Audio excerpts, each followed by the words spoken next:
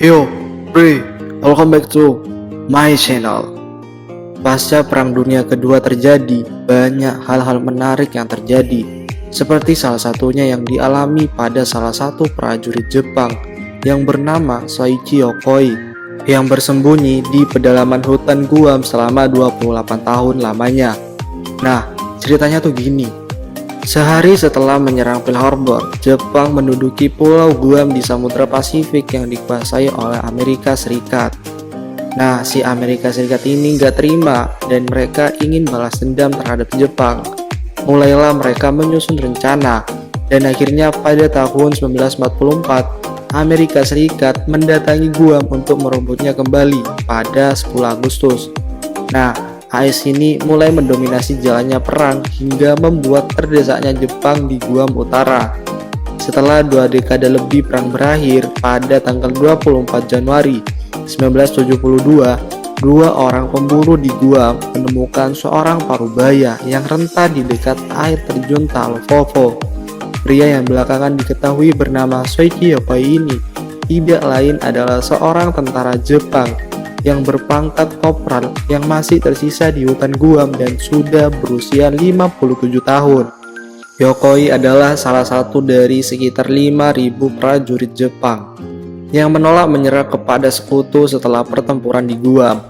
Ia lebih memilih hidup dalam pelarian daripada malu ditahan sebagai tawanan perang, karena hal itu dianggap sebagai aib dalam tradisi Jepang. Ia ditemukan di waktu senja saat sedang memasang perangkap ikan di dekat sungai. Yokoi dikejutkan dengan kedatangan 2 pemburu yang juga sama-sama terkejut. Melihat pemandangan manusia-manusia lain setelah bertahun-tahun hidup sendiri, Yokoi segera meraih salah satu senapan para pemburu itu. Tapi sayangnya tenaganya terlalu lemah, ya karena umurnya udah tua. Karena paman Yokoi menodongkan senjata, lantas para pemburu pun menggiringnya ke kantor polisi. Sesampainya di kantor polisi, ia menceritakan kisahnya sebagai seorang prajurit Jepang. Dan setelah beberapa minggu setelah penemuan Yokoi, ia pun diterbangkan kembali ke Jepang menggunakan jet sewaan. Ia pun menangis terharu saat melihat Gunung Fuji setelah hampir 28 tahun tidak bisa kembali ke kampung halamannya. Kepulangan Yokoi ke Jepang disambut sangat meriah oleh para warga dan bahkan disiarkan di televisi Jepang. Yokoi dianggap sebagai lambang kesetiaan kepada negara dan ia berhasil berjuang bertahan hidup di hutan belantara sendirian. Ribuan orang Jepang berjajar di pinggir jalan raya seraya mengibarkan bendera Jepang menanti lewatnya Yokoi menuju desa asalnya. Tidak sedikit pula publik Jepang yang bergerak memberikan santunan kepada Yokoi, baik berupa uang, hadiah, hingga tawaran pernikahan.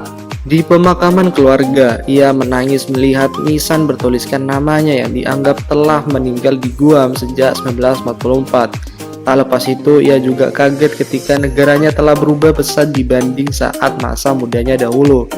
Namun Yokoi masih memegang teguh pandangan dan cara hidup tradisional. Yokoi pun keheranan melihat orang-orang Jepang yang tak menghabiskan makanannya. Dia juga pernah mendesak agar lapangan golf ditanami kacang saja. Semakin tua, Yokoi justru terus terjebak kenangan masa lalunya. Ia bahkan kembali lagi ke Guam untuk sekedar bernostalgia. Dan kadang ia ditemani istrinya yang bernama Mihoko Yokoi, yang dinikahinya beberapa bulan setelah kepulangannya ke Jepang. Beberapa benda peninggalannya selama puluhan tahun tinggal di hutan termasuk perangkap belut dipamerkan di sebuah museum kecil di Guam.